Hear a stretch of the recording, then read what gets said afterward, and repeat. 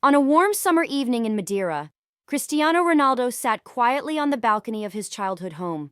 The view from the hillside showed the sprawling Atlantic Ocean, its waves gently lapping against the rocky shore. Despite all his global fame, luxury, and success, being back where it all began always grounded him. Madeira was not just his birthplace, it was the foundation of his journey, the place that shaped his values and dreams. That evening, Ronaldo's mother, Dolores, walked onto the balcony holding a cup of tea. She smiled, seeing her son lost in thought. "You've come a long way, Chris," she said, placing the cup in front of him. "But you've never forgotten where you came from. That's what makes me the proudest." Ronaldo turned to her and gave a warm smile. "How could I, Mai? This is where it all started. Every time I come back here, it reminds me of who I am." Born into a modest family, Ronaldo's early life was far from the glamour and riches he now enjoyed. His father, José Diniz Aveiro, worked as a kit man for a local football club, while his mother took on cleaning jobs to make ends meet. As the youngest of four siblings, Ronaldo often wore hand-me-down clothes and shared a room with his siblings. But none of these hardships dimmed his dreams. From a young age, he was obsessed with football. The streets of Funchal, Madeira's capital, became his playground.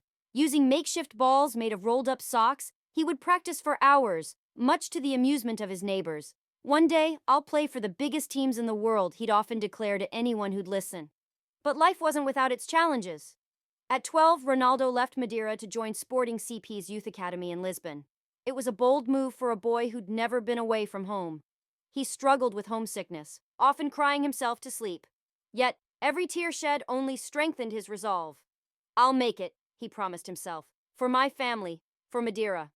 Fast forward 2 decades, Ronaldo had not only kept that promise, but exceeded every expectation.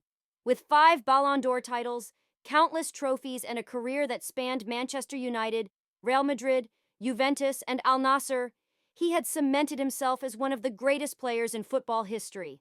His relentless work ethic, combined with natural talent, made him a force to be reckoned with on the pitch. Yet, for all his achievements in football, Ronaldo's life off the pitch often remained underappreciated. Behind the scenes, he was quietly building a legacy of compassion and generosity that would touch millions. One of Ronaldo's earliest acts of charity came in 2009 when he auctioned off his Golden Boot Award to raise funds for a Palestinian children's school in Gaza. It wasn't a publicity stunt, it was a heartfelt gesture born out of a desire to make a difference. "I've been given so much," he said at the time. "It's only right to give back." This sentiment became a guiding principle in Ronaldo's life.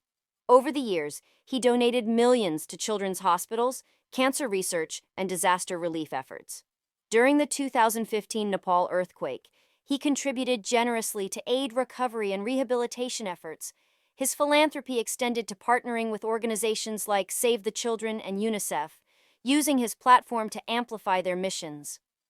But Ronaldo's giving spirit wasn't limited to financial contributions.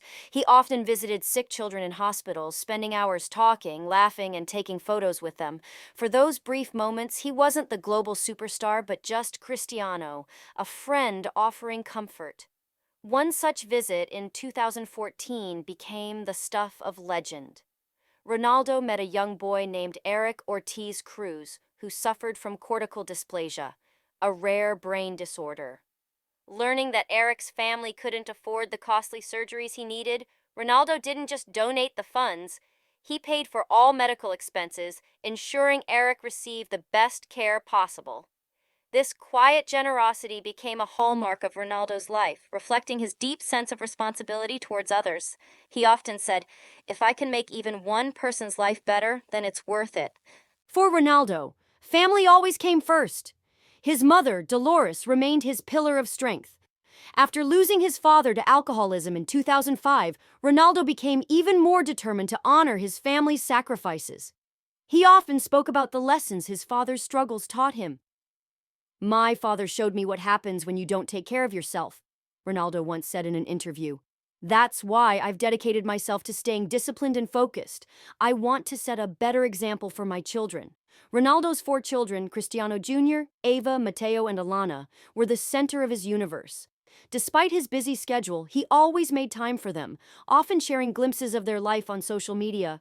Whether it was playing football with Cristiano Jr. or reading bedtime stories to the younger ones, Ronaldo cherished his role as a father. One of the most remarkable aspects of Ronaldo's philanthropy was its quiet nature. While many celebrities announced their charitable endeavors with grand press releases, Ronaldo often chose anonymity. When asked why, he replied simply, "I don't do it for recognition. I do it because it's the right thing to do." This humility extended to his interactions with fans. Ronaldo was known for staying hours after matches, signing autographs and taking pictures. He often visited underprivileged neighborhoods, surprising children with footballs and jerseys. For Ronaldo, these moments were more rewarding than lifting trophies. In 2016, Ronaldo inaugurated the CR7 Museum in Funchal, dedicated to his life and career. But for him, it was more than just a showcase of his achievements. It was a symbol of hope for the people of Madeira. The museum, along with the Cristiano Ronaldo International Airport, became major tourist attractions, boosting the local economy. Ronaldo also invested in his hometown, funding schools, hospitals, and sports facilities. He wanted the next generation of Madeirans to have better opportunities than he did. "If even one child from Madeira can achieve their dreams because of me, then I've done my job," he often said. As Ronaldo's career entered its twilight years, he began reflecting on his legacy. "I want to be remembered not just as a great footballer, but as a good human being," he said in an emotional interview. He started mentoring young players, sharing the lessons he'd learned over 2 decades in professional football. His advice always went beyond the game. "Work hard, stay humble, and never forget where you came from," he would tell them. Back on the balcony in Madeira, Ronaldo sipped his tea and looked out at the ocean. His mother sat beside him, silent but content. The sun dipped below the horizon, painting the sky in hues of orange and purple. "You've done well, Chris," Dolores said, breaking the silence. Ronaldo nodded. "I'm just getting started, Mai. There's still so much more to do." If you liked this story, please don't forget to like the video and share it with your friends. Subscribe to our channel and turn on notifications for more inspiring stories. Remember, sometimes a small act of kindness can completely change a life.